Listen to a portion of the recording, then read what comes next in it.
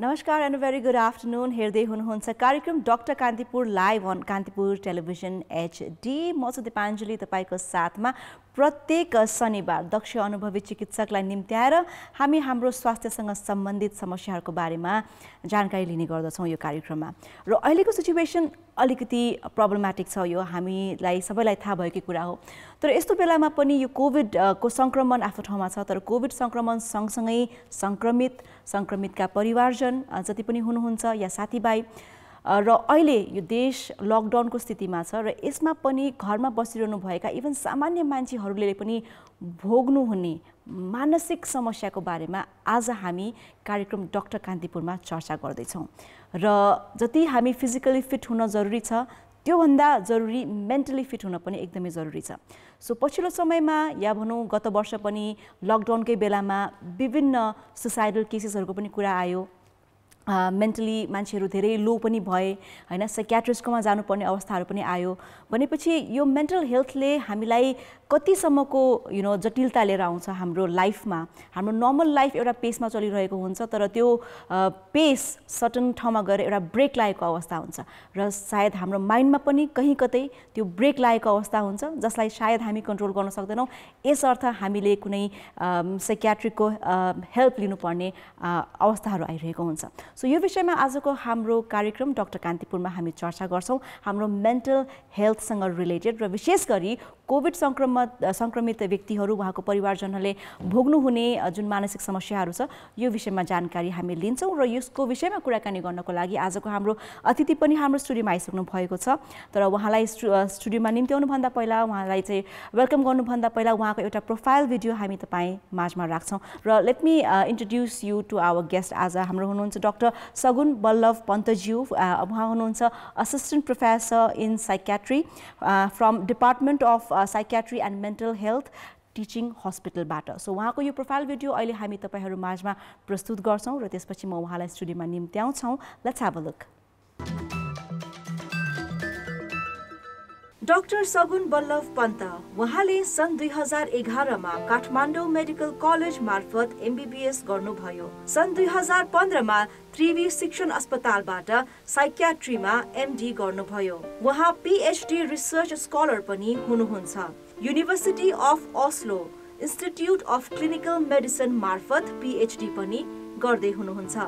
हाल उहाँ Tribhuvan university institute of medicine department of psychiatry and mental हेल्थका उपप्राध्यापक पनि हुनुहुन्छ। सन् 2015 देखि स्पर्श नेपालमा कन्सल्टेन्ट पनि हुनुहुन्छ। सन् 2015 मा उहाँले प्राध्यापन पनि गर्नुभयो। डाक्टर पन्तले मानसिक स्वास्थ्य, महिला स्वास्थ्य, मेन्टल हेल्थ एपिडेमियोलोजीका विषयमा विभिन्न राष्ट्रिय तथा अन्तर्राष्ट्रिय मेडिकल जर्नलहरूमा आफ्नो लेख प्रकाशित गर्दै आउनु भएको छ। Addiction medicine and mental health रिसर्चमा उहाँको लगाव पनि रहेको छ। उहाँले Abu Dhabi, Kyoto, Jakarta, Cairo, Lisbon, Berlin, Geneva मार्फत एस्टिम्ड इन्टरनेसनल फेलोशिप पनि प्राप्त गर्नुभएको छ। धेरैवटा विभिन्न राष्ट्रिय तथा अन्तर्राष्ट्रिय सम्मेलनहरूमा डाक्टर पन्तले आफ्नो प्रस्तुति दिँदै आउनु भएको छ। Addiction medicine, basic mental health सम्बन्धीको विभिन्न राष्ट्रिय र अन्तर्राष्ट्रिय तालिमसँगै फोरेन्सिक साइकियाट्रीको मास्टर ट्रेनर बनेर पनि उहाँले सेवा दिनुभयो। उहाँले NGO, INGOsमा कन्सल्टेन्ट बनेर पनि काम गर्नुभएको अनुभव छ। आजको हाम्रो कार्यक्रम डाक्टर कान्तिपुरमा Tribhuvan university institute of medicine department of psychiatry and mental हेल्थका उपप्राध्यापक डाक्टर सगुन बल्लभ पन्त हुनुहुन्छ। अलराइट, आजको हाम्रो guest assistant professor in psychiatry र department of psychiatric and mental health from teaching hospital हुनुहुन्छ डाक्टर सगुन बल्लभ पन्तज्यू। उहाँलाई कार्यक्रममा स्वागत गर्न चाहन्छु। डाक्टर साहब नमस्कार and welcome to doctor Kantipur. धन्यवाद। सो आज हामी एकदमै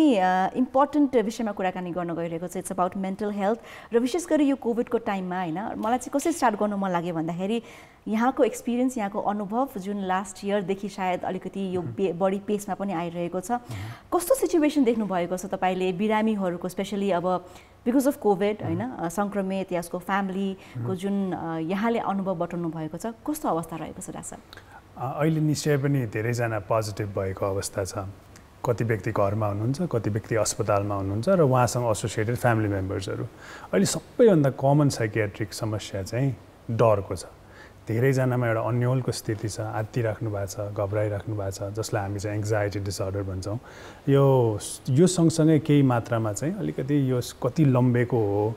ठिक भए हुन्थ्यो, कोही दोस्रोचोटि इन्फेक्टेड भएको छन्, कोही पहिला नभएका मान्छे अहिले भएको छन्। एउटा त्यो फ्रस्ट्रेसनले गर्दाखेरि डिप्रेसन, एकदमै दिगदारीपना, जहाँ चाहिँ केही चिज पनि रमाइलो नलाग्ने, शरीरमा जोस जाँगर फुर्ती नआउने समस्या छ भने निन्द्राको समस्या एकदम कमनली देखिएको छ, जसलाई ग्लोबली कोरोनासोम्निया भनेर पनि चिनिने गरिएको छ। र त्यो सँगसँगै केही हदसम्म चाहिँ लागु पदार्थ दुर्व्यसनी, त्यसमा पनि यो समस्यालाई वहन गर्न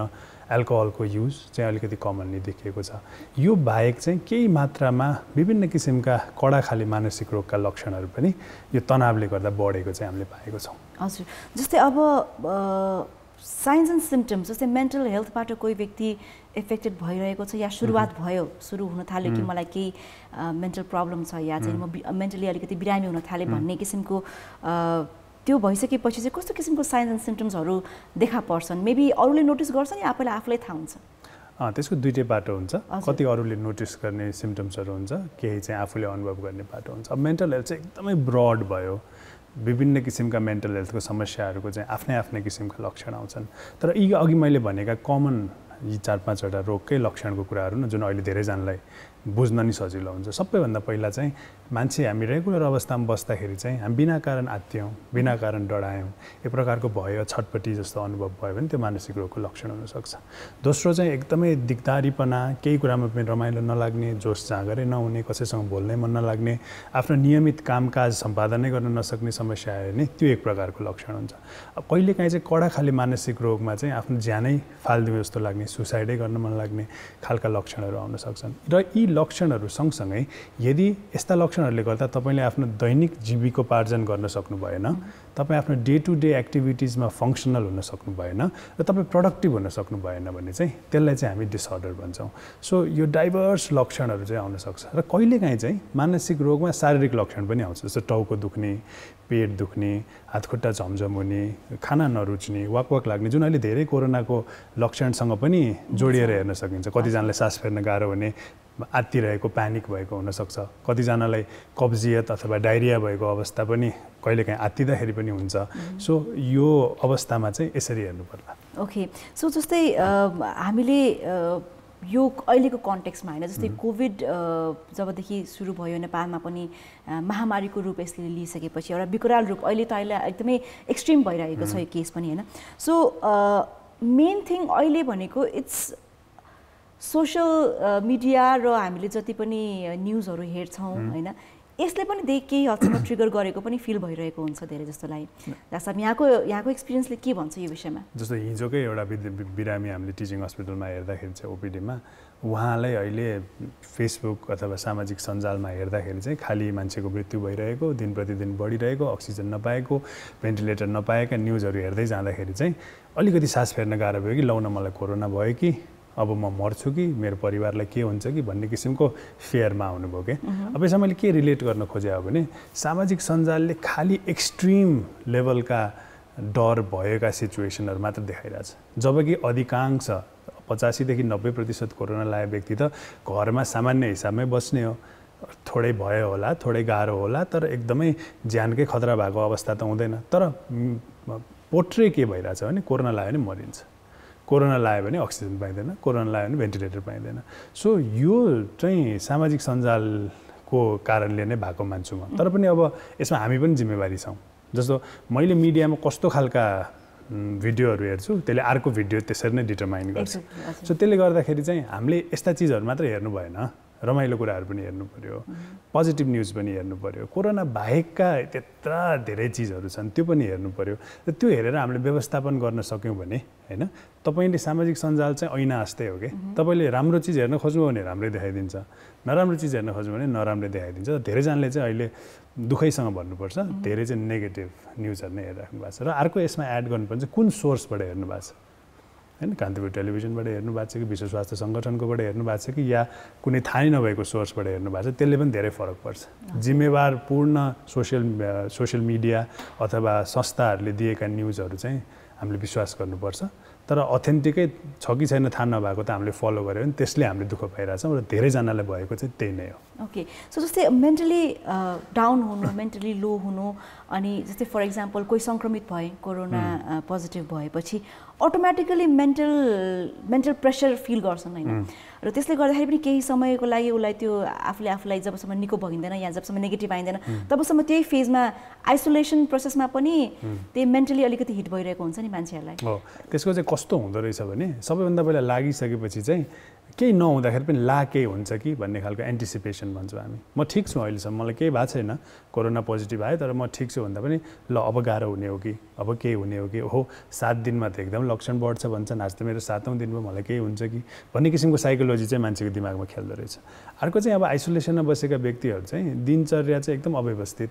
सुत्ने उठ्ने समय गडबड आफूले रेगुलर गर्ने कामबाट टाढा परिवारसँग 1 to 1 बस्न नपाउने आफ्नो बसिरहेको कोठामा बस्न नपाएर कहीँ कतै कुनामा बस्नुपर्ने त्यो अवस्थाले गर्दाखेरि चाहिँ मान्छेलाई एक प्रकारको एउटा स्ट्रेस र तनाव हुँदो रहेछ विशेष त काम गर्ने व्यक्तिहरूमा हैन दैनिक ज्यालादारीमै काम गर्ने व्यक्ति भनौँ न कसरी खाने भोलिको जो हो कसरी गर्ने भन्ने किसिमका मनोसामाजिक तनावहरू पनि बढ्दो रहेछ के र सँगसँगै काम नगर्ने व्यक्तिहरूमा पनि अब दिउँसभरि के गरेर बस्ने त 24 आवर्स केही नगरी बस्नु त एकदम लामो समय हो सो त्यसले गर्दा यी नेगेटिभ थट्सहरू नेगेटिभ विचारहरू बारम्बार आइराख्ने जसलाई चाहिँ हामीले एनालाइज गर्न नसक्दा अथवा बेला बेलामा त्यसलाई डिस्ट्र्याक्ट गर्न नसक्दाखेरि चाहिँ झनै गम्भीर भएर कहिलेकाहीँ चाहिँ एकदम तपाईँले भने जस्तै क्रासै हुने एकदम डाउनै हुने अवस्थामा पुग्दो रहेछ तर धेरैजसो अवस्थामा चाहिँ यो छेडीको किनभने नरमाइलो घटना सुन्यो भने त निराश हुनु सामान्य कुरा हो नि तर निराश भइराख्नु चाहिँ असामान्य हो तर मान्छेले के बुझ्नु पर्यो भने निराश भइराख्दैमा कोरोना ठिक हुने ह्याप्पी भयो भने चाहिँ कोरोना ठिक नहुने त होइन नि त सो त्यो अप्रोच चाहिँ हामीले बनाउनुपर्छ ओके सो सिमिलरली अब जो सङ्क्रमित छन् जो आइसोलेसनमा छन् उहाँहरूको मेन्टल स्टेटसको त कुरा गरिहाल्यौँ होइन उहाँहरूको अब के सामान्य लक्षण हुनसक्छ सिमिलरली सोसाइटी र भनौँ क्लोज फ्यामिली मेम्बर्सहरू पनि they go through a lot होइन मेन्टली यसलाई कसरी कोप गर्न सकिन्छ डाक्टर साहब उहाँहरूलाई चाहिँ कस्तो खालको सिम्टम्सहरू हुन सक्छन् के प्रब्लम हुनसक्छ अब अहिले चाहिँ सङ्क्रमितलाई जस्तो प्रब्लम छ परिवारलाई पनि त्यसै किसिमको प्रब्लम मान्छु कि म अहिले तपाईँहरू धेरै जसो सरकारी अस्पतालहरू जुन डेडिकेटेड कोभिड हस्पिटल जानुभयो भने कुरुवा र बिरामी सँगै बस्ने अवस्था छ त्यो पहिलाको कोभिड जस्तो कुरुवा छुट्टै बस्ने बिरामी भित्रै बस्ने अवस्था छैन एक हिसाबले त्यसलाई कुरुवा र सङ्क्रमित दुइटैलाई आत्मबल त दिएको छ म सँगै छु हामी प्रोग्रेस थाहा भइरहेछ तर त्यो सँगसँगै म पनि सङ्क्रमित हुने हो कि हैन म कुरुवा बस्दा बस्दै मलाई पो रोग लाग्ने हो कि मैले पो घरमा रोग लिएर जाने हो कि हैन मेरो र सँगसँगै त्यो वार्डमा बस्दाखेरि कसैलाई साह्रो भएको देखिन्छ कसैलाई गाह्रो भएको देखिन्छ हैन त्यसले गर्दाखेरि एउटा भएको अवस्था हुन्छ अब घरमा बसेको अवस्थामा पनि कुन बेला गाह्रो हुने हो हैन दौडाउनु पर्यो भने कहाँ अस्पताल दौडाउने हो न्युजमा त कहीँ पनि बेडै छैन भन्छ अब हामीलाई पर्यो भने कहाँ लाने हो भनेर त्यो एउटा अन्यलको स्थिति चाहिँ धेरै जसो कुरुवाहरूमा चाहिँ हामीले देखिरहेछौँ अर्को चाहिँ इन्फर्मेसनकै कुरा कोरोना लाग्यो भने यो भिटामिन खानुपर्छ त्यो भिटामिन खानुपर्छ त्यसपछि यस्तो यस्तो आयुर्वेदिक औषधि खानुपर्छ जुन कति कुरा सत्य तथ्यमा आधारित छैन हैन विशेषज्ञहरू भनिराख्नु भएको छ तर पनि धेरै व्यक्तिको कुरा सुन्ने आफन्तहरूको कुरा सुनेर आफूलाई रमाइलो मिठो खाएर बिताउनु मिल्ने 10-15 दिन पनि खालि यस्तै नमिठो चिजहरू बिरामी बा जस्तो बनाउने एउटा टेन्डेन्सी छ नि त्यसले पनि मेन्टल स्ट्रेस दिन्छ सो यो मेन्टल स्ट्रेस चाहिँ हामीले कता कता आफ्नै कारणले पनि ल्याएका हौँ है सो सामान्य लक्षण भएको व्यक्तिले चाहिँ आफ्नो घरको टाइमलाई व्यवस्थापन गरेर मेन्टल सिम्टम्सबाट इजिली निस्किन सक्छ भन्ने चाहिँ अध्ययनले पनि देखाएको छ र हाम्रो आफ्नो बुझाइ पनि छ तर तपाईँले यसलाई एकदमै सिरियस लिनुभयो एकदमै अब बर्बादै भयो हामी कोरोना लाग्ने बित्तिकै अब हामी त खतमै भयौँ भने जस्तो परिस्थिति लिनुभयो भने चाहिँ त्यसले चाहिँ मेन्टल हेल्थ बर्डन चाहिँ बढाउँछ सो कहीँ हदसम्म हामी आफै पनि रेस्पोन्सिबल छौँ to make it in a severe level भन्ने पनि छ होइन सर डाइरेक्टली त नभनौँ तर तपाईँले आफ्नो परिस्थितिलाई कसरी मापन गरिराख्नु भएको छ त्यसमा धेरै कुरा फरक पर्दो रहेछ कि अघि मैले भने नि कति पेसेन्टहरू सास फेर्न गाह्रो भयो भन्नुहुन्छ होइन तर अक्सिजन नाप्दाखेरि नर्मल हुन्छ अब त्यो सास फेर्न गाह्रो किन भइरहेको त तपाईँ आत्तिएर भइरहेको एउटा कस्तो हुन्छ भने हामी आत्तिँदाखेरि हाम्रो मुटुको चाल बढ्छ र मुटुको चाल बढ्ने बित्तिकै हाम्रो शरीरमा श्वास प्रश्वासको गति चाहिँ बढ्छ र यो लक्षण चाहिँ कहिलेकाहीँ कोरोनाले गर्दा सास फेर्न गाह्रो भयो कि भन्ने किसिमको प्यानिकको लक्षणहरूमा देखिन सक्छ कि सो संयमित भएर हामीले धेरै व्यक्तिले केही हुँदैन हैन र यी चिजहरू चाहिँ हामीले हेर्नुपर्छ भने जे निर्देशिकाले दिएको छ ज्वरो नाप्नु पर्यो हैन अक्सिजन हेर्नु पर्यो यी यावत कुराहरूलाई फलो गर्यो भने केही हुँदैन घरमै ठिक हुन्छ भन्ने पोजिटिभ मेन्टालिटी जगाउन चाहिँ एकदम जरुरी देख्छु म हजुर सो यो चिजलाई जुन अहिलेको यो परिस्थिति छ त्यसलाई अब मानसिक समस्याहरू जुन न्यूनीकरण गर्नको लागि चाहिँ त्यसलाई म्यानेजमेन्ट त गर्नु पर्यो त्यो समस्याहरू त हामीले देख्यौँ सिम्पटम्सहरू पनि यो हुनसक्छ भन्ने कुराहरू भयो तर यसलाई कसरी चाहिँ हामीले न्यूनीकरण गर्न सक्छौँ अब अकर्डिङ टु यु एकदम इम्पोर्टेन्ट कुरा हो पहिलो कुरा त यो आएका लक्षणहरू मानसिक रोग होइनन् यिनीहरू मानसिक रोगका लक्षण मात्र हुन् धेरै जस्ता व्यक्तिहरूलाई कोरोना जितिसकेपछि आफै हराएर जान्छ यो एबनर्मल परिस्थितिले आएका लक्षणहरू हुन् हैन सो यसलाई व्यवस्थापन गर्न त्यस्तो केही हामी जस्तो विशेषज्ञ डाक्टर चाहिँदैन यसमा परिवार आफ्नो साथी हैन कहिलेकाहीँ आफ्नै विल पावरहरूले यसलाई जित्न सक्छौँ अब अहिले धेरै संसारभरिकै अध्ययनले अनि सबैले एडभोकेट गरेर कुराहरू चाहिँ के हो भने दिनचर्यालाई व्यवस्थित गर्नुहोस् कुन बेला उठ्ने कुन बेला सुत्ने कुन बेला पढ्ने कुन बेला खेल्ने कोभिड पोजिटिभ हुँदा अथवा आइसोलेसनमै बस्दाखेरि घरमा बसेका व्यक्तिहरूलाई त्यसलाई निर्धारित गर्नुहोस् अलिकति हल्का धेरै एक्जस्ट चाहिँ नगर्नुहोस् तर सामान्य एक्सर्साइज हैन आफ्नो शरीरलाई चलाइराख्न पनि एकदम जरुरी छ सामान्य एक्सर्साइज गर्ने सँगसँगै एकदमै आफूले जानेको मेडिटेसन अथवा ब्रिदिङ एक्सर्साइजहरू सिम्पल लामो गहिरो सास लिने एक्सर्साइजहरू गऱ्यौँ भने त्यसले पनि एक हिसाबमा स्ट्रेस कम हुन्छ नम्बर 3 इन्फर्मेसन ओभरलोड अघि पनि हामीले कुराहरू नचाहिने इन्फर्मेसनबाट टाढा बस्नुहोस् रमाइलो चिजहरू हेर्नुहोस् सिनेमा हेर्नुहोस् गीतहरू सुन्नुहोस् हैन अर्को आफ्नो हबिजहरू के गर्दा रमाइलो लाग्छ त म के गर्छु तपाईहरुले हामीले याद के गर्छौं भने जहिले पनि कुनै माहौल रमाइलो भयो भने छिटो घट्छ कुनै माहौल एकदम दिक्क भयो भने दिमागले के गर्छ एकदम लामो समय बिते जस्तो फिल गराउँछ सो आफ्नो हबिजहरू जुन गर्दाखेरि टाइम सजिलै पास हुन्छ र ह्यापी फिल हुन्छ त्यो कन्टिन्यू गर्नु पर्यो यो सँगसँगै केही लक्षणहरू चाहिँ अघि हामीले कुरा गरेका लक्षणहरूलाई चाहिँ हामीले मोनिटर गर्नुपर्छ जस्तो एकदमै दिक्क लागिराख्यो एकदमै होपलेस फिल भइराख्यो जुनसुकै बेला पनि अब राम्रै हुँदैन खतमै हुन्छ भने जस्तो लक्षणहरू आउन थाल्यो हैन अब यो भन्दा त म मरि नै दिन्छु भने जस्तो लक्षण आउन थाल्यो भने चाहिँ सबभन्दा पहिला परिवारसँग सहयोग लिने परिवारले त्यो कललाई एकदम जिम्मेवारीपूर्ण हिसाबमा सिरियसली लिने र अहिले यत्रो सर्भिस प्रोभाइडर्सहरू छ हामीसँग तुरुन्त रिच आउट गर्ने र आफ्नो समस्यालाई खुलेर हामीले भन्यौँ भने धेरै जसो समस्या चाहिँ यसैबाट क्लियर भएर जान्छ मुख्य कुरा मनमा कुरा लुकाएर बस्नु चाहिँ भएन मलाई मात्र डर लाग्यो होइन उसले पनि लागेछ उसले पनि लागेछ र मैले खुलेर रिच आउट गरेँ आफ्नो कुराहरू सेयर गरेँ भने चाहिँ मलाई मात्र त होइन रहेछ दाइले पनि रहेछ मम्मीलाई पनि रहेछ साथीलाई पनि रहेछ र यो ठिक भएर जान्छ भन्ने एउटा फिलिङ आउँछ नि त्यसलाई चाहिँ हामीले विकास गर्नुपर्छ हजुर सो अब यो यसलाई न्यूनीकरण गर्ने पनि कुराहरू भयो होइन अब स्पेसली इभन बालबच्चाहरूमा पनि अलिकति अहिले चाहिँ मेन्टल इस्युजहरू देख्न थालिसकेको छ बिकज स्कुल छैन they can not reach out to the भनौँ न क्लासमेट्स होइन साथीहरूसँग चाहिँ उनीहरू घुलमिल गर्न सक्दैनन् घरमा बाँधिएर बसेको परिस्थितिमा पनि त्यहीमाथि फेरि अब अनलाइन क्लासेस अनि एउटै ठाउँमा बसिराख्नु पर्ने भयो सेयर गर्न पाएनन् अब पेरेन्ट्सहरू या उनीहरू भनौँ ग्रान्डफादर ग्रान्डमदरसँग त्यो साथीको बन्डिङ भेट्दैन होइन सो यो कारणले गर्दाखेरि किड्सहरूमा पनि मेन्टल अलिकति इस्युज आउन थालेछ डाक्टर साहब उहाँ बच्चाहरूलाई चाहिँ के कस्तो समस्या देखिन्छ सिम्टम्सहरू के हुन्छ बच्चाहरूमा बच्चाहरूले चाहिँ मानसिक रोगको लक्षण चाहिँ एडल्ट जस्तो नदेखाउन सक्छ एक्ज्याक्टली हजुर बच्चाहरूको धेरै चाहिँ व्यवहारिक लक्षणहरू हुन्छ तपाईको चाइल्ड चाहिँ बिना कारण इरिटेट भइरहेछ उसले चाहिँ सोमेटिक सिम्पटम्स भन्छौँ हामी टाउको दुख्ने पेट दुख्ने हातखुट्टा गल्यो भन्ने जस्तो लक्षणहरू दिइरहेछ कहिलेकाहीँ अलि यो 3-4 वर्षको बच्चाहरू चाहिँ बेडमा सुसु गर्न छोडिसकेका मान्छेले फेरि राति युरिनेट गर्न थाल्यो होइन र आफ्नो रेगुलर बानी बोलीचालीभन्दा अलिकति फरक कसैसँग नबोल्ने झोक्राएर बस्ने परिवारबाट टाढा बस्ने खालको व्यवहारहरू देखाउन थाल्यो भने चाहिँ बच्चालाई केही भएको छ कि भनेर बुझ्नुपर्छ अब बच्चालाई चाहिँ मलाई दिक्क लागेछ मलाई डर लागेछ भन्ने त्यो भन्न पनि आउँदैन र त्यो अनुभव पनि सबैले नहुन सक्छ हैन अलिकति 10 वर्ष कटेका बच्चाहरूलाई त थाहा होला र उहाँहरूले परिवारलाई भन्नु होला तर बच्चाहरूले सजिलैसँग चाहिँ त्यो एक्सप्रेस गर्दैन यो चिजलाई चाहिँ अभिभावकले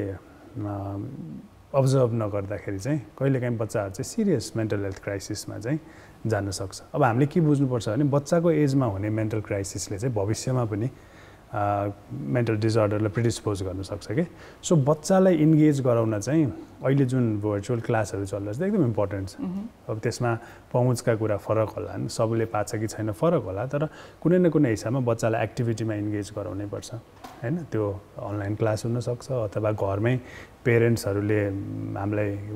दिएको हुनसक्छ घरमै पेरेन्ट्सहरूले चाहिँ यो गर्नुहोस् त्यो गर्नुहोस् भनेर होमवर्कहरू दिएको हुनसक्छ हैन र बच्चासँग कम्युनिकेट गर्नु पर्यो हामी घरमा त छौँ तर के भइरहेछ भने बुवा आफ्नै काममा बिजी मामा आफ्नै काममा बिजी फ्यामिली आफ्नै काममा बिजी त्यसले गर्दा बच्चालाई के भइरहेछ हामी कम्युनिकेट गर्दा हामी के ग्रान्टेड लिन्छ नि बच्चा त हो स्कुल जानु पर्दैन छुट्टी छ खुसी होला भन्ने एक्सपेक्ट गर्छौँ तर बच्चालाई गाह्रो भइरहेको हुनसक्छ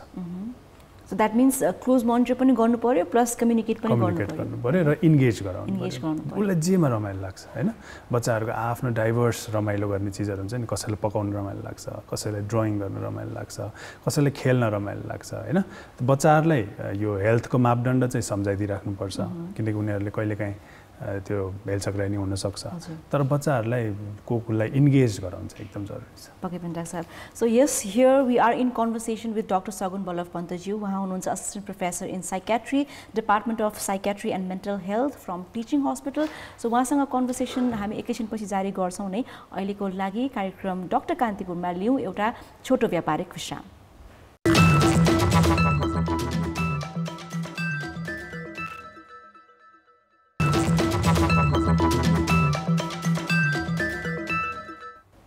Alright, welcome back. हेर्दै हुनुहुन्छ कार्यक्रम doctor Kantipur on Kantipur television HD म सुदीपाञ्जली तपाईको साथमा र आज हामी छौं in conversation with doctor Sagun Ballabh पन्तज्यू उहाँ हुनुहुन्छ असिस्टेन्ट प्रोफेसर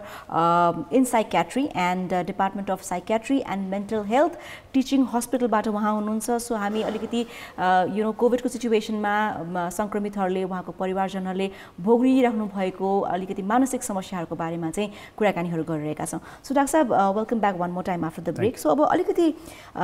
कुराकानी गर्न चाहन्छु जस्तै कुनै पनि मेन्टल हेल्थ कन्डिसन यदि आएको खण्डमा चाहिँ नि मेडिसिन ठीक हो या थेरापी ठीक हो यो चाहिँ सिचुएसनमा डिपेन्ड गर्छ अब अहिले संसारमा यसको विषयमा धेरै अध्ययन भइसकेको छ जब सुरुमा आजभन्दा 100औं वर्ष अगाडि मानसिक रोगको उपचारको परिकल्पना गरियो त्यहाँ चाहिँ के सोचियो भने मेडिसिनको केही गुन्जाइस सोचिएन त्यहाँ चाहिँ टक थेरापी भनियो जहाँ चाहिँ व्यक्तिलेसँग लामो समयसम्म कुरा गर्दै मात्र जाँदाखेरि उसको समस्या प्रायः जसो उसमा गुम्सेर बसेका समस्याहरू र अरू समस्या चाहिँ ठिक हुँदै जान्छ भनेर बस्यो तर झन् 1950sहरूतिर चाहिँ बिस्तारै औषधिले चाहिँ कसरी मान्छेको मनस्थिति सोचाइ व्यवहारमा परिवर्तन ल्याउन सक्छ भन्ने एक्सपेरिमेन्टहरू भए र त्यसको सक्सेसफुल एक्सपेरिमेन्टेसनपछि चाहिँ कडा खाले मानसिक रोगहरू चाहिँ औषधिले व्यापक रूपमा ठिक हुँदै पनि गयो सो अहिले चाहिँ हेर्दाखेरि चाहिँ संसारभरिमै हामी जस्तो विशेषज्ञहरूले चाहिँ के भन्छ भने दुईटैको आफ्नो महत्त्व छ औषधिको पनि एकदमै महत्त्वपूर्ण छ महत्त्वपूर्ण भूमिका छ किनभने कतिपय रोगमा चाहिँ लाखौं रिसर्चहरूले चाहिँ यो औषधिहरूले गर्दाखेरि चाहिँ मान्छेको व्यवहारमा मान्छेको हावभावमा बोलीचालीमा मानसिक रोगका अघि हामीले भनेका लक्षणहरूमा चाहिँ एकदमै सकारात्मक परिवर्तन ल्याउने जुन चाहिँ औषधि खानुजेल मात्र नभइकन औषधि छोडिसकेपछि पनि हैन यसले चाहिँ ब्रेनमा पर्मानेन्ट चेन्जेसहरू ल्याउने किसिमका अध्ययनहरूले देखाउँछ र सँगसँगै साइकोथेरापी बेस्ड अप्रोचले चाहिँ के भन्छ भने अझै पनि टकै गर कुरै गर हैन विभिन्न किसिमका थेराप्युटिक अप्रोचहरू छन् हामी CBT भन्छौँ DBT भन्छौँ र अन्य थुप्रै हैन र यिनीहरूको चाहिँ के भन्छ नि मान्छेको मनस्थितिका समस्याहरूलाई पक्र्यौँ र त्यो समस्या के कारणले भएको छ त्यसकै विषयमा खोतल्दै जाउँ र त्यो म्याल एड्याप्टिभ सोचाइहरूलाई चाहिँ परिवर्तन गर्दै जाउँ भन्छ तर म चिकित्सकको हिसाबले चाहिँ के हुन्छ दुईटैलाई सँगै हामीले लान सक्यौँ हैन र चिकित्सक र मनोपरामर्श गर्ने व्यक्तिहरूको सहकार्यमा हामीले अघि बढाउन सक्यौँ भने चाहिँ त्यसले पेशेन्टलाई सबैभन्दा राम्रो आउटकम हुने चाहिँ देखिन्छ हैन त्यसकारण सबै विकसित देशहरूमा तपाईले हेर्नुभयो भने मजाले साइकियाट्रीको ट्रिटमेन्ट एकदम एक्सेप्टेड छ साइकियाट्रीको औषधिहरूको प्रयोग एकदम एक्सेप्टेड छ तर धेरै गाइडलाइन पल्टाएर हेर्यो भने मिक्स्ड अप्रोच जसमा चाहिँ फार्मास्युटिकल बेस्ड अप्रोच र यो साइकोथेरापी बेस्ड अप्रोचलाई सँगसँगै लान सक्यो भने चाहिँ यसको आउटकम बेटर हुन्छ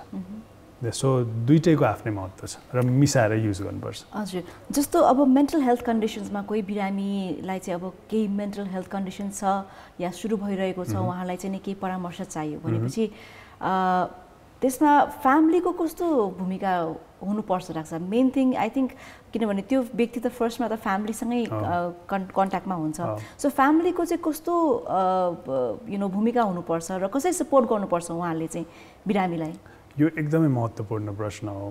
हाम्रो सोसाइटीमा अझै पनि मेन्टल हेल्थको बारेमा चाहिँ लान्छनाहरू छन् मानसिक रोग भनेकै कडा खाले मगज बिग्रेका रोगहरू हुन् पागल होइन त्यो शब्द जुन हामी आजकल प्रयोग गर्दैनौँ रोग हो भन्ने अन्डरस्ट्यान्डिङ छ तर अभिभावकले के बुझ्नुपर्छ भने यो सत्य होइन तपाईँको छोरा अथवा तपाईँको आफन्त कोही व्यक्ति तपाईँको फ्यामिलीको कोही मान्छे आएर तपाईँसँग म निराश छु मलाई केही पनि रमाइलो लागिरहेको छैन मलाई काममा जान मन लाग्दैन म अफिसमा जाँदाखेरि एकदमै थाक्छु म परिवारसँग तपाईँहरू सबै खुसी हुँदाखेरि चाहिँ म निराश भएर बस्छु भनेर आफ्नो फिलिङ्स एक्सप्रेस गर्दाखेरि चाहिँ कतिपय अवस्थामा फ्यामिलीले किन यस्तो कमजोर मुटु बनाएको तँलाई के अपुग छ र सबै चिज त हामीले पुगाइदिएकै छौँ भनेर उसको कुरालाई महत्त्व नदिँदाखेरि चाहिँ अब त्यो मान्छेले फेरि आफ्नो कुरा सेयर गर्ने चान्स चाहिँ कम हुन्छ किन उसले के बुझ्छ भने मैले कोसिस त गरेँ हो नि मेरो परिवारसँग रिच आउट गर्न कोसिस गरेँ हो तर उनीहरूले सिरियसली नै लिँदैन भनेपछि अब ऊ भित्रै कुराहरू गुम्सिँदै जान्छ र त्यो गुम्सिँदै जाँदाखेरि चाहिँ मानसिक रोग झन् कडा भएर छिपिएर त्यसले चाहिँ दुर्घटना ल्याउन सक्छ कहिलेकाहीँ सुसाइड कहिलेकाहीँ कडा खाले डिप्रेसनका लक्षणहरू आउन सक्छन् सो परिवारको भूमिका चाहिँ एउटा असल साथीको भूमिका देख्छु म जहाँ चाहिँ यस्ता फिलिङ्सहरूलाई भ्यालिडेट गर्नु पऱ्यो भने मतलब त्यस्तो गाह्रो भएको छ है म यसको बारेमा अझै सुन्न चाहन्छु तिमीलाई कस्तो भएको छ भन त एकदम इम्पोर्टेन्स दिएर के अनि त्यसपछि उसको कुरा सुनिदिने मजाले एकदम टाइम दिएर के चिजले उसलाई फ्रस्ट्रेसन भइरहेछ के चिजले गर्दा उसलाई यस्तो गाह्रो भइरहेछ कहिलेदेखि भइरहेछ होइन अनि त्यो सुनिदिइसकेपछि के हुन्छ नि 70-60% त हल्का भइहालिन्छ मेरो प्रब्लम मेरो फ्यामिलीले सिरियसली लियो भन्ने फिलिङले नै धेरै हल्का अनुभव हुँदो रहेछ सेकेन्ड के हुन्छ भने अब कहाँ उपचारमा जाने त तपाईँले एक्लै डिसाइड गर्न गाह्रो हुन्थ्यो नि त अब परिवार र तपाईँ मिलेर डिसाइड गर्न सक्यो नि त कोसँग हेल्प लिने यसको एक्सपर्ट को राम्रो छ कुन संस्थामा गयो कुन हस्पिटलमा गयो भने यसको उपचार राम्रो हुन्छ भनेर एउटा कलेक्टिभ डिसिजन लिन मिल्छ होइन र तेस्रो र सबैभन्दा इम्पोर्टेन्ट कुरा चाहिँ के हो भने फ्यामिलीमा ट्रस्टको वातावरण डेभलप हुन्छ कि होइन जस्तो अभिभावकले के सोच्छ भने मलाई गाह्रो भएर मेरो छोराले भन्यो नि त सो त्यसले चाहिँ एउटा भविष्यकोमा पनि रिलेसनसिपमा ट्रस्टको वातावरण डेभलप हुन्छ र यसले स्टिग्मा पनि ब्रेक गर्छ सो फ्यामिलीले चाहिँ सपोर्ट गर्नैपर्छ म तपाईँलाई एक दुईवटा इक्जाम्पल दिन्छु जहाँ चाहिँ परिवारले टाइममा डिप्रेसनको लक्षणहरू भनिदिँदाखेरि हाम्रै अफिसको च्याम्बरमा भनिदिँदाखेरि परिवारले त्यसलाई सिरियसली नलिदिँदाखेरि हामीले बिरामीको सुसाइड भएको अथवा कडा खाले समस्या भएको हामीले भेटेका छौँ सो परिवार त एकदमै सबैभन्दा इम्पोर्टेन्ट पाइभट भन्छौँ कि हामी मेन्टल हेल्थको ट्रिटमेन्टमा त्यस कारण हामी टिचिङ अस्पतालमा कहिलेकाहीँ बिरामी एडमिट गर्दा परिवारलाई कम्पलसरी राख्छौँ किनकि परिवारले नबुझिकन परिवारको सहकार्य बिना मानसिक रोगलाई पूर्ण हिसाबमा जित्न सकिँदैन सो त्यसै गरी अब मेन थिङ यहाँले भन्नुभयो कि अब औषधि र परामर्शसँगै होइन थेरापीहरू सँगसँगै गयो भने चाहिँ इट्स द बेस्ट सोल्युसन भनेर मेन थिङ इज हामीले अब कतिजना व्यक्तिहरू यो पनि हुनुहुन्छ होला कि थेरापी लिँदिनँ बरु मेडिसिनै खान्छु भन्ने पनि हुन्छ तर कुन अवस्थामा गएर चाहिँ थेरापी इज इम्पोर्टेन्ट र थेरापीको पनि कति सेसनमा गएर चाहिँ नि मेन्टल हेल्थ कन्डिसन्सहरू चाहिँ निको हुन्छ या फर्स्ट सेसनमै या सिरिज अफ सेसन हुन्छ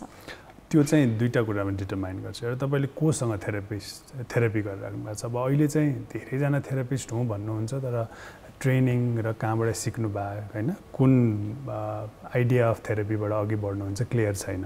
सो सबैभन्दा पहिला आधिकारिक व्यक्तिसँग पुग्न एकदम जरुरी छ सो तपाईँले कोही मान्छेसँग थेरापी लिन्छु भन्ने सोच्नु भएको छ भने त्यो व्यक्तिले कहाँबाट ट्रेन गर्नुभयो त्यो व्यक्ति कहाँ काम गर्नुहुन्छ त्यसको बारेमा थोरै जानकारी लिनु छ आजकल त्यो लिन खासै गाह्रो छैन त्यसले गर्दाखेरि चाहिँ तपाईँलाई फाइदा हुने चान्स बढी हुन्छ नम्बर 1 नम्बर 2 चाहिँ यो कुन व्यक्तिमा चाहिँ थेरापी ल्याउने कुन व्यक्ति चाहिँ औषधिमा जाने भन्ने कुरा हाम्रो जस्तो सोसाइटीमा चाहिँ परिवारमै डिटरमाइन हुन्छ तर विकसित देशमा हेर्नुहुन्छ भने त्यो चाहिँ जेनरल फिजिसियनले डिटरमाइन गर्छ जस्तो मलाई डिप्रेसन भएर म अब युकेमा हुँदाखेरि चाहिँ डाक्टर कहाँ गएँ भने मेरो जेनरल फिजिसियनले मेरो अवस्था हेरेर ओके यो अवस्थामा चाहिँ साइकोथेरापीमा पठाउँछु यो अवस्थामा चाहिँ औषधि राखेर साइकियाट्रिस्टका पठाउँछु भने उसले डिटरमाइन गर्छ तर सजिलोसँग बुझ्नको लागि चाहिँ के हेर्नुपर्छ भने साइकियाट्रिस्ट चाहिँ मेडिकल मोडालिटीमा भावेर फर्स्ट लाइन अफ भेट्नको लागि म चाहिँ साइकियाट्रिस्टलाई नै रेकमेन्ड गर्छु तर यदि तपाईँलाई औषधि नै दिन्छ साइकियाट्रिस्टले भन्ने डर छ हैन कसैको हुन्छ नि त्यो छ भने आधिकारिक तपाईले राम्रो सर्वे गरेर कोही विशेषतः क्लिनिकल साइकोलोजिस्ट जसमा चाहिँ मेडिकल ट्रेन छ उहाँसँग जानुस् परामर्श गर्नुस् परामर्श चाहिँ एउटा डाइनामिक प्रोसेस हो लामो समय लाग्न सक्छ किनकि मान्छेका मनमा कति त समस्या हुन सक्छ नि त कति कुण्ठिएका समस्याहरू हुन सक्छन् कति पहिलाका घटनाहरू हुन सक्छन् सो थेरापिस्टले बारम्बार बिस्तारै एक प्रब्लमलाई निकाल्दै त्यसलाई रिजल्भ गर्दै हैन त्यसलाई म्यानेज गर्नलाई टिप्सहरू दिँदै जाँदाखेरि चाहिँ कहिलेकाहीँ 8 10 25 30 20 सेसनसम्म पनि लाग्न सक्छ हैन साइकियाट्रिस्टसँग नि त्यही हो एकचोटि जाने बित्तिकै तपाईलाई एकदम डिप्रेसन छ औषधि खाने बित्तिकै भोलिपल्ट ठिक हुनेवाला छैन हैन औषधि र परामर्श सँगसँगै लागेपछि हामीले चाहिँ सुरुको रिस्पोन्स चाहिँ 2 देखि 3 हप्तामा देखिन्छ भने राम्रो चाहिँ 6-8 हप्तामा हुँदै जान्छ तर यो सबै व्यक्ति अनुसार फरक पर्छ रोग कति कडा छ त्यसमा फरक पर्छ जस्तो पेशेन्ट एकदमै सुसाइडल छ हैन कसैले एकदम आत्महत्याको जोखिम छ भने साइकियाट्रिस्टलाई नै भेट्नुस् किनकि थेरापीमा ट्रिटमेन्टको रिस्पोन्स आउनुजेलसम्म त दुर्घटना हुन सक्छ नि त सो त्यसमा त औषधि तुरुन्तै इम्पोर्टेन्ट भयो तर कसैलाई एकदम माइल्ड सामान्य अवस्थाको डिप्रेसन मात्र छ भने अफ कोर्स थेरापिस्टलाई भेट्नुस् सकेसम्म काउन्सिलिङ गरेर ठिक पार्नुस् अथवा साइकियाट्रिस्टलाई भेटेर पनि म चाहिँ औषधि भन्दा बढी काउन्सिलिङ नै प्रिफर गर्छु भनेर आफ्नो अप्रोच राख्नुस् र त्यसरी हामीले व्यक्ति र केस हेरेर डिटरमाइन गर्नुपर्छ मेन आउटकम चाहिँ पेशेन्टलाई नै सेन्टरमा राखेर डिसाइड गर्नुपर्छ सो डाक्टर साहब बिसाइड्स कोभिड हैन अब यो कोभिडको सिचुएसनले जति मेन्टल हेल्थलाई अलिकति इस्यु बेस्ड बनाएको छ त्यो बाहेक पनि अरू धेरै कुराहरू छन् मान्छेको लाइफमा जसले गर्दाखेरि मेन्टल हेल्थको कुराहरू आउँछ तर नेपालमा जेनरली देख्नुभएको समस्या जस्तै मेन्टल हेल्थको अवस्था चाहिँ कस्तो देख्नु भएको छ यहाँले एज हजुरको एक्सपिरियन्समा चाहिँ नेपालमा मेन्टल हेल्थको समस्या चाहिँ एकदमै अनकमन छैन कमन छ त भन्दिनँ तर अनकमन छैन प्रारम्भिक अध्ययनहरूले के देखाएको थियो भने कुनै पनि प्राथमिक स्वास्थ्य उपचार केन्द्रमा उपचार गराउन जाने 25% व्यक्तिमा चाहिँ मानसिक स्वास्थ्यसँग सम्बन्धित समस्याहरू देखेको थियो 2020मा हामीले एउटा नेसनल मेन्टल हेल्थ सर्वे भन्ने गऱ्यौँ जसमा चाहिँ के देख्यो भने प्रत्येक 10 जनामा 1 जना नेपालीले चाहिँ मानसिक रोगको समस्या रहेको देखिएको छ यही सर्वेमा हेर्दाखेरि चाहिँ झन्डै 7.2% व्यक्तिलाई चाहिँ सुसाइडको टेन्डेन्सी चाहिँ देखिएको थियो सो त्यसरी हेर्दाखेरि र यो पपुलेसनको हिसाबमा यो सङ्ख्यालाई हेर्दाखेरि यो आफैमा एउटा ठुलो समस्या हो हैन तर पनि यो समस्या जति देखिएको छ नि हामीलाई के लाग्छ भने त्योभन्दा ठुलो अझै अप्ठ्यारो समस्या होला किनकि यो जनचेतनाको अभावको कारणले व्यक्तिलाई मानसिक स्वास्थ्यको समस्या भने के हो जस्तो मानिलिउँ अहिले कोही जाजरकोटमा हुनुहुन्छ र उहाँलाई आफूलाई मृत्युवरण गर्ने सोच आइरहेछ मलाई शङ्का के लाग्छ भने उहाँलाई मलाई मानसिक रोग लागेको छ भन्ने अन्डरस्ट्यान्डिङै नहुन सक्छ आत्महत्या सोचा चाहिँ के को मानसिक रोग हैन सो धामीका जाने झाँक्रीका जाने फुकफाक गर्ने हैन त्यसपछि पितृ बिग्रिया छ भन्ने यो भएको छ त्यो भएको छ भन्ने सो यस्तै अन्धविश्वासमा अल्मलिँदै जाँदाखेरि चाहिँ दुईटा घटना हुन सक्छ एउटा व्यक्तिको मानसिक रोग छिप्पिन सक्छ अर्को व्यक्तिले सुसाइड गर्न सक्ने सम्भावना रहन्छ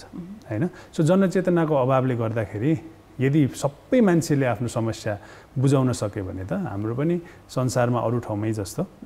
झन्डै 4-5 व्यक्तिमा 1 जनालाई मानसिक स्वास्थ्यको समस्या छ ओके सो जस्तै अब योबाट हामी कसरी ओभरकम हुने हैन जस्तै नेपालको सिचुएसनमा पिपल डोन्ट स्पिक आउट हामी अर्बन सेक्टरमै बस्छौँ भने पनि हामी एकदमै वेल टु डु फ्यामिलीमै छौँ हैन भने पनि we don't speak out to our family members कि मलाई यस्तो भइरहेछ भनेर ओपनली भन्न सक्दैनौँ हामी त्यो अवस्था या मेबी एउटा केही बाउन्ड्री छ या हामीले आफूलाई गर्दैनौँ या अलिकति हामी चाहिँ भन्दैनौँ खुलेर भन्दैनौँ यो कुराहरूमा हैन सो कतिको इम्पोर्टेन्ट छ कि मान्छे एउटा आफ्नो वेलबिङको लागि आफू चाहिँ कतिको आउटस्पोकन हुनुपर्छ because every one is not outspoken हैन सबैको आफ्नो नेचर हुन्छ so what can we do for this अब यसलाई चाहिँ सांस्कृतिक पाटोबाट पनि हेर्नुपर्ने रहेछ क्या अब हाम्रो सोसाइटी चाहिँ के हो भने ठुलोले भनेपछि सानोले बोल्नै हुँदैन हैन सो पहिला चाहिँ आफ्नोभन्दा ठुलो मान्छेसँग गएर बोल्नु आफ्नो मनको कुराहरू भन्नुलाई चाहिँ राम्रो मानिन्थेन कल्चरली हेर्दै जाँदा अनि त्यही भएर के अध्ययनहरूले के देखाएको छ भने नेपालमा धेरैजसो ग्रामीण क्षेत्रमा हुने मानसिक रोगका लक्षणहरू चाहिँ शारीरिक हुन्छन् जस्तै झमझम हुने हातखुट्टा पोल्ने टाउको दुख्ने पेट दुख्ने सबैतिरबाट जाँच हुन्छ हैन त्यो कतिपय अवस्थामा कारण पनि भेटिन्छ तर एउटा यस्तो प्रपोर्सनका व्यक्तिहरू हुन्छन् जसलाई लास्टमा यो सब झमझम हुने पोल्ने हैन बाडुली हान्ने यो यस्ता लक्षणहरू चाहिँ मानसिक रोगको कारणले हुन्छन् त्यसको मुख्य कारण के भनिन्छ भने हामीले मानसिक रोगको समस्या भन्न सक्दैनौँ सांस्कृतिक हिसाबमा। सो त्यही भएर त्यसलाई हामी इन्टरनलाइज गर्छौँ, आफूभित्रै गुम्साउँछौँ र त्यो आफूभित्र गुम्साएका मानसिक रोगका समस्याहरू चाहिँ शारीरिक रोगका लक्षण बनेर देखा पर्छन्। र यो साँच्चीकै यो विषयमा काम गर्ने हामी जस्ता मान्छेहरूले त डे टु डे प्र्याक्टिसमा देख्छौँ होइन। अब एउटा चाहिँ के हो भने कल्चरली अब अहिले एजुकेसन बढ्दै गयो, मान्छेहरूले सजिलैसँग आफ्नो अभिभावकसँग कुराकानी गर्न थालिरहेछन्, महिला सशक्तिकरण भइरहेछ, दबिएर बस्ने मान्छेहरूको जमात बिस्तारै कम हुँदै गइरहेको छ, भेदभावहरू हट्दै गइरहेको छ होइन। र यसको लागि काम भइरहेछ। सो यसले गर्दा मान्छेले आफ्नो समस्याहरू खुलेर राख्ने अवस्था आएको छ र खुलेर राख्ने अवस्था आइसकेपछि होइन बल्ल मानसिक रोगको समस्या चाहिँ समाधान हुन्छ। किनकि अघि नै हामीले कुरा गऱ्यौँ कि देखिनु पर्यो होइन। देखिँदाखेरि यस्ता शारीरिक लक्षण देखिया छ, मुटुको डक्टरका जानुभएको छ, फोक्सोको डक्टरका जानुभएको छ, पेटको डक्टरका जानुभएको छ, ग्यास्ट्रिक भनेर उपचार गरिरहेको छ, ठिक भइरहेको छैन। सो एउटा सजिलो तरिका चाहिँ उहाँहरूले बोल्न सक्नुभयो, आफ्नो फिलिङ्सहरूलाई सेयर गर्न सक्नुभयो होइन। मलाई चाहिँ यो कारणले गाह्रो भइरहेछ भनेर सेयर गर्न सक्नुभयो भने चाहिँ मानसिक रोगलाई उपचार गर्नु सजिलो हुन्छ। एउटा इक्जाम्पल दिन्छु हजुरलाई। एकजना ग्रामीण भेगको महिला हुनुहुन्थ्यो, उहाँको चाहिँ पेट दुख्ने लक्षण ठिकै भएन, वर्षौँ 20औँ वर्षदेखि ठिक भएन। अनि त्यसै हामी कहाँ आइपुगेपछि हामीले भर्ना गरेर उहाँलाई इभ्यालुएट गर्दै जाँदाखेरि चाहिँ वर्षौँदेखि उहाँ आफ्नो श्रीमानबाट चाहिँ शोषित हुनुहुँदो रहेछ होइन। परिवारबाट उहाँलाई पिट्ने, उहाँले विभिन्न किसिमका शोषणहरू भोग्नुभएका। अनि जब त्यो कुरा उहाँले खुलेर गर्नुभयो अनि हामीले उहाँको छोराछोरीको सहयोग लिएर त्यसबाट उहाँलाई निकाल्न होइन, त्यसबाट उहाँलाई रिलिफ गर्नलाई कोसिस गऱ्यौँ र सँगसँगै डिप्रेसनका उपचारहरू सुरु गऱ्यौँ। त्यो पेसेन्टलाई एकदमै ठिक भयो र उहाँ फर्केर आएर त रोग यो रहेछ र म अलमल लिइरहेको रहेछु भनेर हामीलाई भन्नु नै भएका केसेसहरू पनि थुप्रो छ कि। सो यी चिजहरूले चाहिँ डिटरमाइन गर्छ। सो त्यो पेटको समस्या चाहिँ होइन रहेछ, डिप्रेसन रहेछ उहाँको? यस ओके यस। तर त्यो डिप्रेसनको म्यानिफेस्टेसन चाहिँ पेटको लक्षण भएर गएको रहेछ। म सबलाई के भन्छु भने सबै केस यस्तो हुँदैन होइन, यो त एउटा हाम्रो रिप्रेजेन्टेटिभ केस हो। त्यसैले हामी के भन्छौँ भने कुनै पनि व्यक्तिलाई इभ्यालुएट गर्दाखेरि चाहिँ शारीरिक मानसिक सम्पूर्ण हिसाबमा चाहिँ हामीले इभ्यालुएट गऱ्यौँ भने चाहिँ ट्रिटमेन्ट बेटर हुन्छ। पक्कै पनि। सो मेन्टली र फिजिकली फिट भन्छौँ नि हामी होइन। सो फिजिकली फिट मात्रै भएर पनि हुँदैन, मेन्टली फिट हुनु पनि जरुरी हुन्छ। नभए एकदमै हट्टाकट्टा एकदम राम्रो एजमा राम्रो काम गरिरहेको मान्छेहरूले किन सुसाइड गर्नुहुन्छ होइन। सो यो विभिन्न कुराहरू आउँछ। जस्तै अलिकति यो सुसाइडको केसलाई पनि जोड्न चाहन्छु। जुन सुसाइडल केसेसहरू नेपालमा बढ्दो गइरहेको छ होइन। सो लास्ट इयर मात्रै धेरै सुसाइडल केसेसहरू आयो, मतलब अटेम्प्ट भयो या कतिले सुसाइड गर्नुभयो। यो एक हिसाबको मेन्टल इलनेस, यसलाई चाहिँ कुन लेभलमा पुगिसकेपछि चाहिँ मान्छेलाई लाग्छ कि अब म सुसाइड गर्नुपर्छ? यो कुन लेभलमा जान्छ लाग्छ यो चाहिँ? बिकज मेन्टल हेल्थको पनि त्यसलाई लट्स अफ स्टेजेस होइन, सानो स्टेजदेखि लिएर एकदमै सिभियर केसमा पनि आउँछ। तर यो सुसाइडल टेन्डेन्सिज हुने मान्छेलाई चाहिँ कुन लेभलमा राख्न सकिन्छ यसलाई चाहिँ? अब सुसाइड भनेको चाहिँ हाम्रो साइकियाट्रीमा इमर्जेन्सी मान्छौँ कि हामी। जसरी मुटुको डाक्टरले चाहिँ हार्ट एट्याकलाई इमर्जेन्सी माने जस्तै साइकियाट्रीमा हाम्रो कोही पेसेन्टले सुसाइडल थट छ र मैले कोसिस गरेको छु भने चाहिँ त्यसलाई हामी इमर्जेन्सीको रूपमा लिन्छौँ। कुनै चिजलाई इमर्जेन्सी मान्नु भनेकै त्यो एकदमै आपतकालीन अवस्था हो, अप्ठ्यारो अवस्था हो भनेर बुझ्नुपर्छ। तर यसलाई कसरी हेरौँ भने धेरैजसो सुसाइड चाहिँ 90% चाहिँ मानसिक रोगको कारणले हुन्छ भनिन्छ। त्यसमा पनि 70% चाहिँ डिप्रेसनको कारणले हुन्छ भनिन्छ होइन। र त्यो सँगसँगै जवान उमेर, लागु पदार्थको प्रयोग र डिप्रेसन, यो तीनटा सँगै एक ठाउँमा आउँदाखेरि चाहिँ र व्यक्तित्वको समस्या होइन, यो सबै एकै ठाउँमा आउँदाखेरि चाहिँ सुसाइड हुन सक्ने चान्स चाहिँ बढी हुन्छ भनेर अध्ययनहरूले देखाएको छ होइन। अब तपाईँले भने जस्तै कहिलेकाहीँ चाहिँ सुसाइड बिस्तारै बढ्दै थोरै डिप्रेसन छ, डिप्रेसन छिप्पिँदै गयो, फ्रस्ट्रेसन बढ्दै गयो र सुसाइडमा को लेभलमा पुग्ने किसिमका सुसाइडहरू हुन्छन् सिभियर डिप्रेसनमा। कहिलेकाहीँ चाहिँ सुसाइड झनकको भरमा नि गरिन्छ कि। कुनै व्यक्तित्वको समस्या भएको व्यक्तिले रिस उठेको बेलामा हात काट्ने होइन, रिस उठेको बेलामा एकदमै धेरै लागु पदार्थ खाएर आफूलाई मृत्युवरण गर्न खोज्ने, झनकको भरमा फास्ट गाडी चलाएर एक्सिडेन्ट गर्न खोजिदिने, यस्तो खालको टेन्डेन्सी पनि देखिन्छ। सो एउटालाई चाहिँ हामी इम्पल्सिभ सुसाइड भन्छौँ, जुन झनक आवेगमा आएको आत्महत्याका घटनाहरू हुन्छन् होइन। एउटालाई चाहिँ हामी प्लान्ड सुसाइड भन्छौँ, जुन चाहिँ सिभियर डिप्रेसनको या अरू खालको कडा खाले मानसिक रोग होइन मा चाहिँ हुने गर्छ। तर के बुझौँ भने सुसाइड न सामान्य लक्षण हो न म्याक्सिमम लक्षण हो।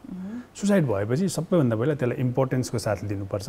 अन्डरमाइन गर्नु हुँदैन। इमर्जेन्सीको हिसाबले इमर्जेन्सी हो। तपाईँको साथीले जिस्केरै पनि तपाईँलाई मलाई कस्तो हेर्न आजकल मर्दिउँ जस्तो लागिरहेछ भने तपाईँले हे के सोचे तैँले भन्ने होइन, उसलाई ओहो यो त एकदम सिभियर प्रब्लम हो, सुसाइडको बारेमा सोच आउनु र त्यस्तो गर्नु भन्ने आफ्नो एउटा दृष्टिकोण आउनु भनेको चाहिँ मानसिक रोग विशेषज्ञसँग परामर्श गर्न जरुरी नै छ भन्ने हामीले बुझ्नु पर्यो। भनेपछि साथीलाई त्यहाँ लगिहाल्नु पर्यो होइन त, उसलाई परामर्श पहिला उसको कुरा सुनेर उसलाई कन्फिडेन्समा लिनु पर्यो र यो ठिक हुन्छ, ठिक हुनैपर्छ भनेर हामीले गऱ्यौँ भने चाहिँ हामीले मान्छेलाई बचाउन सक्छौँ। दुर्घटनाहरू भएको छ,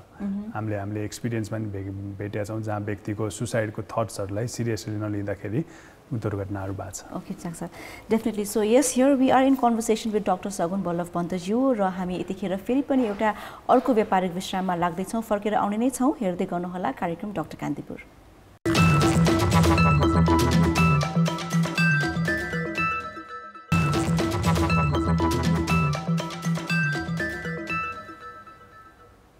अलराइट, वेलकम ब्याक। हेर्दै हुनुहुन्छ कार्यक्रम doctor Kantipur on Kantipur television HD। म सुदीप पाञ्जली तपाईँको साथमा र आज हामी कुराकानी गर्दैछौँ assistant professor in psychiatry from department of psychiatry and mental health teaching हस्पिटलबाट डक्टर सगुन बल्लभ पन्तज्यूसँग। सो फेरि पनि कुराकानीलाई अगाडि बढाउँछौँ हामी। डाक्टर साहब, अघि अलिकति कुराकानी गरेको थियौँ हामीले, जस्तै कोही व्यक्तिको पर्सनालिटी सबैको फरक फरक हुन्छ होइन, तर त्यो पर्सनालिटीको कारणले गर्दाखेरि पनि त्यो मेन्टल इलनेसमा त्यसले ट्रिगर गर्छ सबैको। मतलब कोही अलिकति इन्ट्रोभर्ट हुन्छन् र मनमा कुरा गुम्साउने हुन्छन् होइन, त्यसले गर्दाखेरि भविष्यमा चाहिँ उसलाई मेन्टल इलनेस हुने चान्सेसहरू हुने हुन्छ, त्यस्तो केही छ? हुन्छ, त्यो एकदमै भ्यालिड कुरा हो। जस्तो व्यक्तित्व, पर्सनालिटी भने व्यक्तित्वले चाहिँ मान्छेले कुनै परिस्थितिमा कुनै सिचुएसनलाई कसरी वहन गर्ने, त्यसलाई कसरी कोप गर्ने, त्यो परिस्थितिमा आफूले कसरी एड्याप्ट गर्ने र त्यो परिस्थितिमा कसरी एउटा डिसिजन लिने भन्ने कुरा निर्धारण गर्छ। जस्तै फर इक्जाम्पल हामी बाटोमा जाँदाखेरि कोही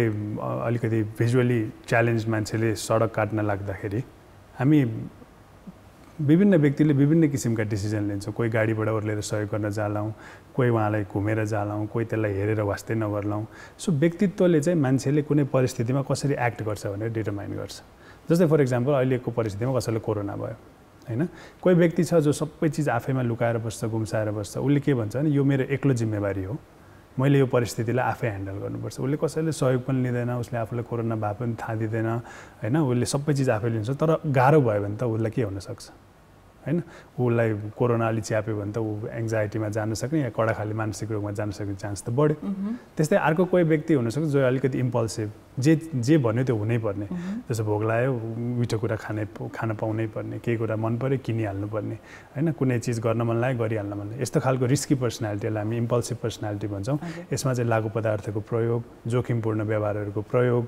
चाहिँ बढी हुने हामीले टेन्डेन्सी पाएको छौँ र त्यसले गर्दाखेरि चाहिँ विभिन्न घटनाहरू भएर मानसिक रोगका लक्षणहरू या अथवा सुसाइडहरू हुन सक्ने परिस्थिति सृजना हुन सक्छ। त्यस्तै कसैको व्यक्ति त शङ्कालु खालको हुन्छ, सानो सानो कुरामा ट्रस्ट नै नगर्ने होइन, आफ्नो परिवारलाई ट्रस्ट नगर्ने, आफ्नो साथीलाई ट्रस्ट नगर्ने, सधैँ कसैले मलाई पछाडिबाट धोकै दिइरहेछ भने जस्तो अनुभव गर्ने हो। यस्ता व्यक्तिहरूमा चाहिँ डिप्रेसन हुनसक्ने अथवा कडा खाले मानसिक रोग आउन सक्ने चान्स चाहिँ बढी हुन्छ। सो तपाईँले एउटा परिस्थितिलाई कसरी हेर्नुहुन्छ त्यो चाहिँ तपाईँको परिवार, तपाईँको पर्सनालिटीले डिटरमाइन गर्छ क्या। र त्यसले गर्दाखेरि चाहिँ पर्सनालिटी आफैमा मानसिक रोग हुने एउटा महत्त्वपूर्ण कारक प्रिडिस्पोजिङ फ्याक्टर चाहिँ हो। ओके, सो अब अर्को क्वेसन यहाँलाई राख्न मन लागेको, जस्तै हाम्रो ओभरअल मेन्टल वेलबिङलाई चाहिँ हामीले कसरी राम्रोसँगले राख्न सक्छौँ? Because it's very important. हामी मेन्टली पनि फिट हुन जरुरी छ, मेन्टली हेल्दी हुन जरुरी छ, तर ओभरअल एकजना मान्छेको चाहिँ नि मेन्टल वेलबिङ चाहिँ कसरी हामीले प्रोटेक्ट गर्न सक्छौँ या कसरी हामीले चाहिँ राम्रो बनाउन सक्छौँ? ओके, मानसिक रूपमा स्वस्थ हुनलाई चाहिँ हरेक व्यक्तिले आफ्नो क्षमताको पहिचान गर्नुपर्छ। मेरो क्यापेसिटी के हो, म के गर्न सक्छु, म केमा राम्रो छु, म केमा कमजोर छु, आफूलाई पहिचान गर्नु पर्यो, एनालाइज गर्न सक्नु पर्यो। दोस्रो, जीवनमा आइपर्ने सामान्य तनावका परिस्थितिहरूलाई चाहिँ सहज हिसाबमा ह्यान्डल गर्न सक्नु पर्यो होइन। जस्तो लाइफमा धेरै घटनाहरू अब आउन सक्छ नि त, परिवारमा केही हुनसक्छ, व्यवहारमा केही हुनसक्छ, व्यवसायमा केही हुनसक्छ, त्यसलाई सामान्य हिसाबमा वहन गर्न सक्नु पर्यो। र तेस्रो चाहिँ यो सब परिस्थितिको बावजुद केही प्रोडक्टिभ काम गर्नु पर्यो। सो हरेक मेन्टली हेल्दी व्यक्तिले चाहिँ सोसाइटीलाई अथवा फ्यामिलीलाई अथवा कसैलाई केही न केही दिइरह हुन्छ जुन भौतिक रूपमा नि हुनसक्छ र जुन चाहिँ इमोसनल सपोर्टको रूपमा पनि हुनसक्छ होइन। र यो सँगसँगै एउटा व्यक्तिले कुनै न कुनै हिसाबमा यी मैले भनेका 3 चिजहरूलाई प्रयोग गरेर आफ्नो लाइफमा चाहिँ आफूलाई व्यवस्थित राख्न सक्छ, आफ्नो दैनिक जीविकोपार्जन सञ्चालन गर्न सक्छ, आफ्नो रेगुलर रिलेसनसिप्सहरूलाई मेन्टेन गर्न सक्छ, आफ्नो लाइफको घर परिवार सबैलाई ब्यालेन्स गर्न सक्छ होइन। र यसलाई मेन्टेन गर्न सक्यो भने चाहिँ हामी मेन्टली हेल्दी हुन्छौँ। र मेन्टली हेल्दी व्यक्तिहरूको लाइफमा चाहिँ डिसिप्लिन एकदम इम्पोर्टेन्ट हुन्छ। अघि हामीले गरेका कुराहरू, डेली एक्सर्साइज, गुड डायट, हामी जे खान्छौँ त्यस्तै हुन्छौँ रे भन्छ नि, सोचाइ पनि त्यस्तै हुन्छ अरे। सो खाना राम्रो खानु पऱ्यो, एक्सर्साइज गर्नु पऱ्यो, तनावलाई व्यवस्थापन गर्नु पऱ्यो होइन। सानो सानो कुराहरूमा धेरै अड्किनु भएन, हामी अनहुकिङ भन्छौँ। कसैको बानी के हुन्छ नि, एउटा सोच आयो भने त्यसमै अड्किराख्ने, सोच बढाइराख्ने। सो त्यसबाट कसरी आफूलाई अनहुक गर्ने होइन, अप्ठ्यारो परिस्थिति आयो भने कसरी आफूलाई स्थिर राख्ने, अनि कसरी यस्तै हेल्दी हुनको लागि सहयोग लिने, साथीहरूसँग खुलेर कुरा गर्ने, आफ्नो फिलिङ्सहरू सेयर गर्ने, फ्यामिलीलाई टाइम दिने। र अहिलेको अवस्थामा चाहिँ यो सामाजिक सञ्जाललाई नियन्त्रित गर्ने होइन। जुनसुकै बेला न्युज आयो कि हेरिहाल्ने, कसैले पोस्ट गरे कि हेरिहाल्ने गरेर 24 घन्टा जुन हामी एउटा भर्चुअल वर्ल्डमा बसिरहेछौँ नि, त्यसबाट निस्किन सक्यौँ भने चाहिँ हामी मानसिक हिसाबमा स्वस्थ हुन सक्छौँ। I think that is a very important thing that came from you होइन अहिले लास्टमा। सो अब finally what piece of suggestions would you like to give हाम्रो अडियन्सलाई होइन, जो चाहिँ अहिले टेलिभिजन हेरेर बसिरहनु भएको छ, कतिपय कोरोना सङ्क्रमित हुनुहुन्छ होला, घरमा आइसोलेसनमा हुनुहुन्छ होला होइन, र कतिजना चाहिँ अब निको भइसक्नु भएको छ होला। सो कोही अलिकति तनावमै हुनुहुन्छ होला भनौँ न। सो उहाँहरूको लागि चाहिँ के पिस अफ सजेसन दिन चाहनुहुन्छ? अब अहिलेको परिस्थिति आफैमा एउटा अप्ठ्यारो परिस्थिति चाहिँ हो, तर यो परिस्थिति कट्छ होइन। सो यो बेलामा आफूलाई व्यवस्थित पार्नको लागि चाहिँ दिनचर्या व्यवस्थित गरौँ, आफ्नो मनमा गुम्सेर बसेका कुराहरू फ्यामिलीसँग सेयर गरौँ, किन सेयर गर्दाखेरि हामीलाई सजिलो हुन्छ, हामीलाई के अनुभव हुन्छ भने अरूलाई पनि गाह्रो भएको छ भनेर थाहा हुन्छ। र कहिलेकाहीँ एकदमै तनाव भयो भने लामो गहिरो सास फेर्नुहोस्, नाकले लामो सास लिनुहोस्, रोक्नुहोस्, मुखले छोड्नुहोस्, केही सिलसिलासँग गर्नुहोस्। र आफूले यस्ता नकारात्मक न्युज, नकारात्मक नेगेटिभ इन्फर्मेसनबाट आफूलाई टाढा राखेर मेन्टली चाहिँ म यसबाट निस्किन्छु, सबै चिज राम्रो हुन्छ भन्ने हिसाबको मोटिभेसन, आत्मबल जगायो भने चाहिँ हामी मेन्टली हेल्दी हुन सक्छौँ। सो सकेसम्म I think self motivation is also one of the most important factor आफूलाई चाहिँ नि कुनै पनि सिचुएसनबाट चाहिँ यसलाई चाहिँ कन्ट्रोल गर्नको लागि। एक्ज्याक्टली, परिस्थितिलाई तपाईँले कसरी मूल्याङ्कन गर्नुहुन्छ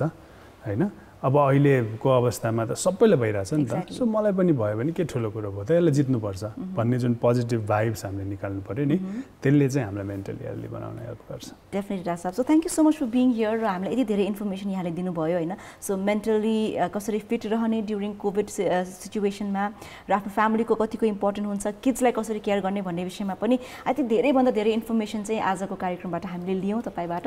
thank you so much for being here. Thank you, मलाई बोलाइदिनु भयो, धन्यवाद। Thank you. So yes, this was आजको हाम्रो डाक्टर कान्तिपुरमा हामीले कुराकानी गऱ्यौँ डाक्टर सगुन बल्लभ पन्तज्यूसँग। उहाँ हुनुहुन्छ assistant professor in psychiatry and department of psychiatry and mental health बाट उहाँ हुनुहुन्छ फ्रम टिचिङ हस्पिटल। सो धेरै इन्फर्मेसन आयो, जस्तै हामीले मेन्टल हेल्थलाई कसरी चाहिँ नि कन्ट्रोलमा राख्ने होइन, र यो सिचुएसनबाट कसरी ओभरकम गर्ने, मेन थिङ आफूलाई चाहिँ कसरी ब्यालेन्स राख्ने भन्ने विषयमा पनि कुराकानीहरू आयो। So I think you all will stay fit mentally and physically भन्दै स्टे सेफ भन्दै कार्यक्रम डाक्टर कान्तिपुरबाट आजको लागि बिदा माग्छु। See you next week. Bye bye, नमस्ते एन्ड टेक केयर।